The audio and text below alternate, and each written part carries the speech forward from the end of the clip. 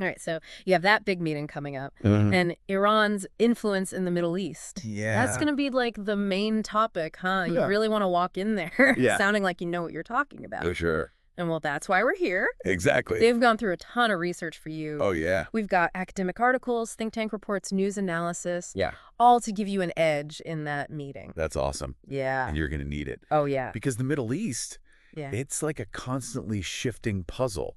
Oh, for sure. And Iran, it's like they're holding several key pieces. You're right about that. And one thing that really stood out to me in all this research is how much the U.S. invasion of Iraq back in 2003 really reshaped the whole region. Absolutely. It was like a catalyst for Iran's rise. Yeah, it's undeniable. Yeah. I mean, the removal of Saddam Hussein, it created this power vacuum. Totally. And Iran, they were ready to step right in. Wow, they were ready. But, you know, it's deeper than just like Yeah. taking advantage of the situation. Right. I think to really understand Iran's ambition, Okay. we got to look at their history. Interesting. They see themselves as these heirs to a Persian empire that stretched across the whole region. Wow. For centuries. Really? Yeah. So it's like they're not just trying to gain influence now. They're Right. trying to reclaim what they believe is like Exactly. their rightful place. They're looking way back. Wow.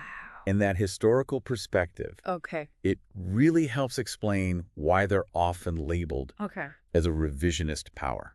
Revisionist power. Yeah, they're actively trying to change the power structure Interesting. in the Middle East. So not just playing by the rules set by others? No, they want to rewrite the rules. Wow. Okay, so how are they actually going about this? Okay, What's their playbook? For a long time, the focus was on becoming the strongest military power in the region. Okay.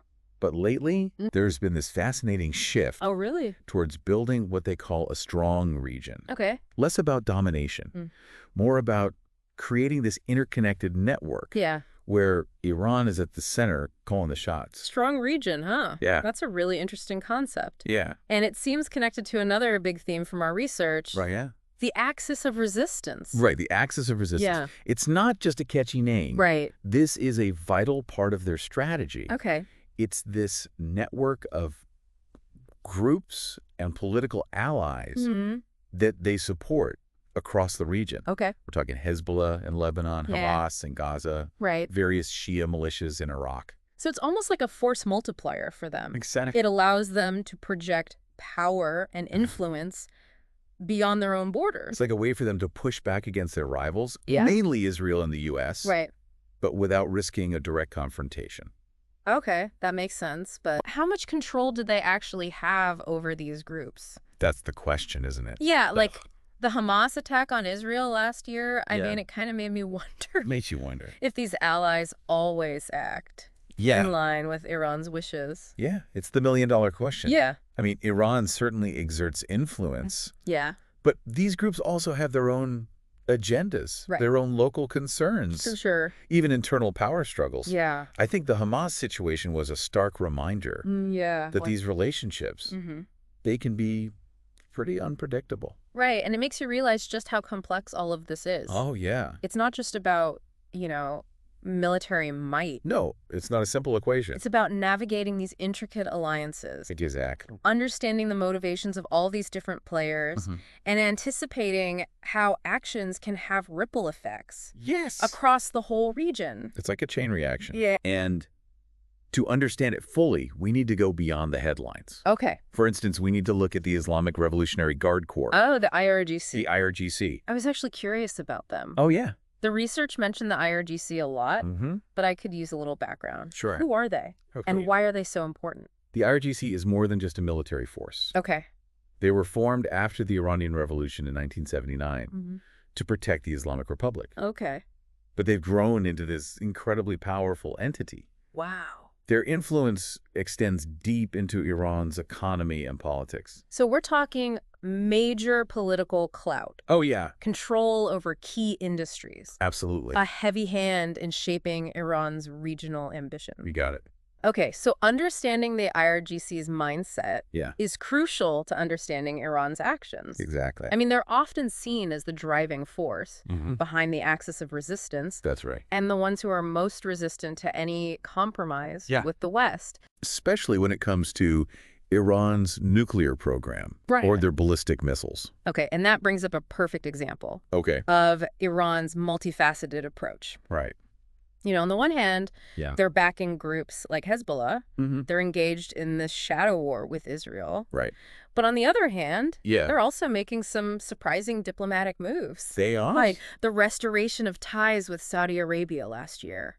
Talk about shaking things up. That was a shock. Huge shock. Yeah. It shows they're not just focused on confrontation. Right. They're willing to engage in diplomacy. Okay. When it serves their interests. So the Saudi deal was a big win for Iran. Huge win. Potentially reducing tensions in the Gulf. Yes. Further isolating their main rival, Israel. Exactly. So it seems like they're playing all sides of the board. They are. Strengthening their military, supporting allies, engaging in diplomacy, forging new economic partnerships. It's a complex game. It is. Yeah.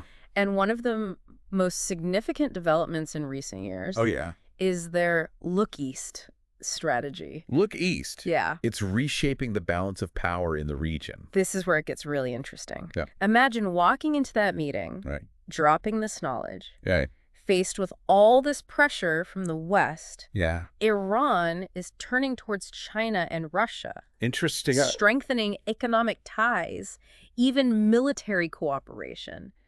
Wow. There's a whole new dynamic in the Middle East.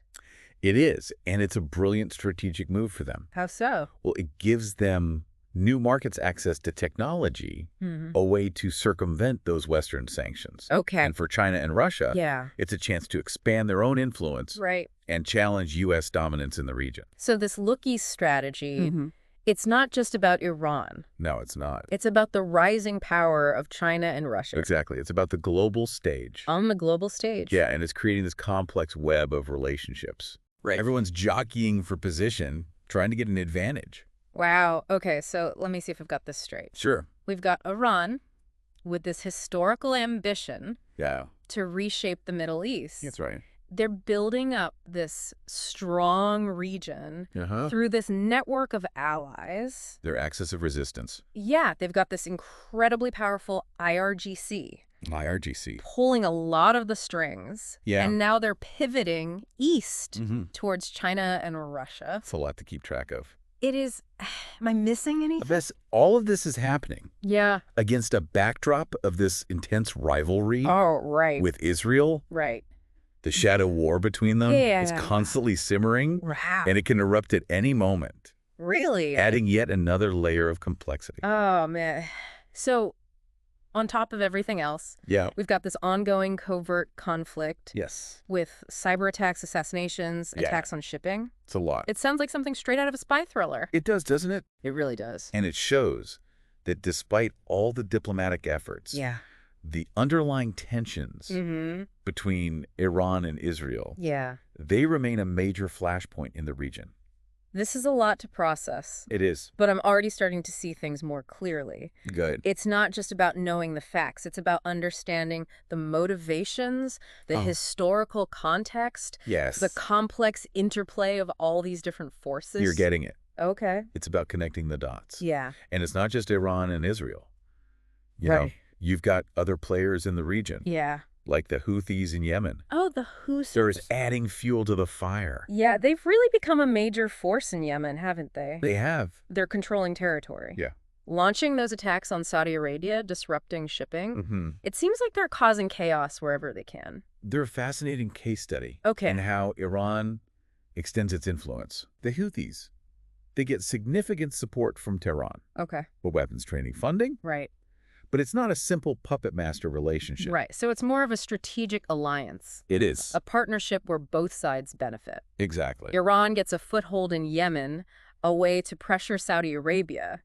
And the Houthis get the resources they need to pursue their own goals. You got it. And it's proven to be quite effective. Yeah, it really has. I mean, the Houthis have bogged down the Saudis in this costly war. And they've shown they can strike targets far beyond Yemen's borders. Right, like those attacks on Saudi oil facilities a few years back? That's exactly. That was the Houthis? Allegedly using Iranian-supplied technology. It's mind-boggling how they've managed to punch so far above their weight. It is. But you mentioned something earlier that I wanted to circle back to, those internal dynamics within Iran. Right. I mean, it's not a monolithic entity, right? No, it's not. There are different factions, different ideologies. Of course. And, those internal power struggles. Yeah. They can influence their foreign policy. Absolutely. Understanding those internal dynamics is crucial. Okay. You can't just view Iran as this single-minded actor. Right. There are competing interests. Mm-hmm. And those tensions play out in their actions on the regional stage. Okay. Okay, the research highlighted the role of the Islamic Revolutionary Guard Corps. The IRGC. Yeah, the IRGC as this major power player. Mm-hmm.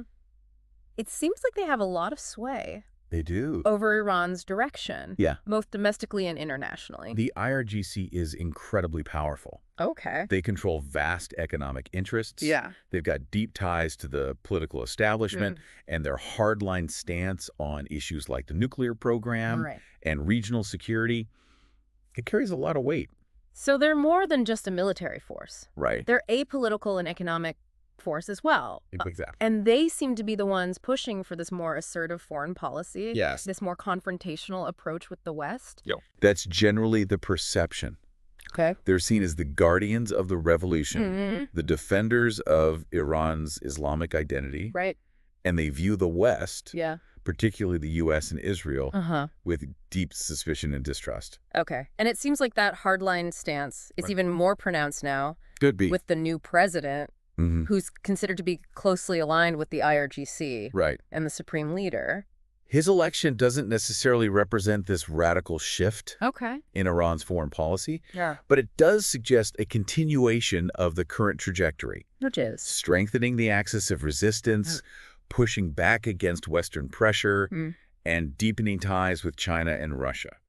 So it all circles back to this idea of Iran as a revisionist power. Determined to reshape the existing order in the Middle East. Right. And what's so fascinating about this moment in time is that the old order, the one that's been in place for decades, it's crumbling. The U.S. is still a major player, but its influence is waning. Really? And new powers like China and Russia, they're stepping in, eager to assert their influence and reshape the region to their liking. It's like a geopolitical game of musical chairs. It is, isn't it? With everyone scrambling for position as the music slows down. Exactly. And Iran is a master at playing this game. Really? They're hedging their bets, building alliances, exploiting opportunities wherever they can. So they understand that the balance of power is shifting. They do. And they're determined to be on the winning side. They want to come out on top. So what does this all mean for our listener as they prepare for their meeting?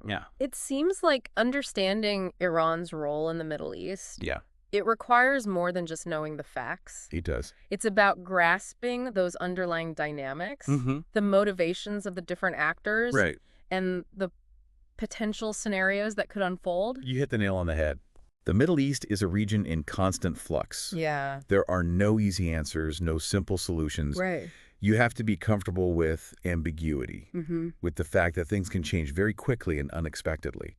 So it's less about predicting the future. And more about understanding the forces at play. And being able to analyze the situation as it evolves. Precisely. And remember, it's not just about the big players. Like Iran, the U.S., Russia, China. You have to factor in the role of non-state actors. Like the Houthis, Hezbollah, Hamas. They all have their own agendas and the ability to disrupt the status quo. It's like trying to solve a multidimensional puzzle. It is. Where the pieces are constantly changing shape. Exactly. So what are some key takeaways our listener can use to, impress in their meeting and demonstrate a real understanding of this complex landscape? Well, first I'd say emphasize that Iran is a rational actor. Pursuing its own interests. But those interests are often seen as threatening by other players in the region. Especially Israel and the United States. Exactly. And highlight that Iran's strategy is multifaceted. It's not just about military strength or supporting armed groups. They're also using diplomacy, economic leverage, and soft power. They're using all the tools in the toolbox to advance their agenda. Absolutely. And be sure to mention the recent rapprochement with Saudi Arabia. Oh, yes, that's a major development. It is. That could have significant implications for regional stability and the balance of power. And don't forget about the internal dynamics within Iran. Of course not. The role of the IRGC, the influence of hardliners, the impact of the new president, All crucial factors to consider. They are. And finally, Yeah. I'd say stress the importance of the Look East strategy. The Look East strategy is a game changer. It is. Iran's deepening ties with China and Russia, it's something that everyone involved in the region needs to be paying attention to. These are all great points. Good. I think our listener is well equipped. I agree. To walk into that meeting and confidently discuss Iran's role in the Middle East. And remember, this deep dive has just scratched the surface. Oh, for sure. There's always more to learn, more nuances to explore. Okay. So stay curious, stay engaged, and keep digging deeper. Now, you mentioned that the U.S.'s influence in the region seems to be waning. It does seem that way. What led to that? Well, it's a complex issue with a lot of factors at play. Okay. You have the disastrous war in Iraq, which really damaged America's credibility, stretched its resources thin. Yeah. You have the rise of China and Russia, who are challenging U.S. dominance on the global stage. Right. And you have this growing sense in the Middle East that the U.S. is an unreliable partner. Interesting. Too quick to intervene militarily. Too slow to address the root causes of regional instability. So it's a combination of missteps. Yeah, I think so. Changing global dynamics. And a shifting perception of American power. Exactly. And this has created an opportunity for other actors like Iran to step in and fill the void. Interesting. They're offering an alternative model. What kind of model? One that's based on resistance to Western hegemony and a vision of a multipolar world where power is more evenly distributed. And this resistance narrative, it seems to resonate with a lot of people in the region. It does. Especially those who feel marginalized or exploited by the existing order. Absolutely. Iran is tapping into a deep well of resentment and frustration. And they're presenting themselves as a champion of the oppressed. Wow. A defender of those who have been wronged by the West. It's a powerful message. It is. Especially in a region that has a long history of conflict and foreign intervention. And it's a message that's amplified by Iran's support for groups like Hezbollah, Hamas, and the Houthis. Right. These groups may have their own local agendas. But they also share a common goal. Resisting what they see as Western imperialism. And Israeli aggression. So Iran is essentially building a network of resistance. If you will. A coalition of the willing who are united in their opposition to the U.S. and its allies. That's one way to look at it. Okay. They're creating a counterweight to Western power. Yeah. A force that can challenge the existing order and promote a different vision for the Middle East. And they're doing it at a time when the U.S. seems to be retreating It seems that way. From the region. Yeah. Both militarily and diplomatically. It's a smart strategy.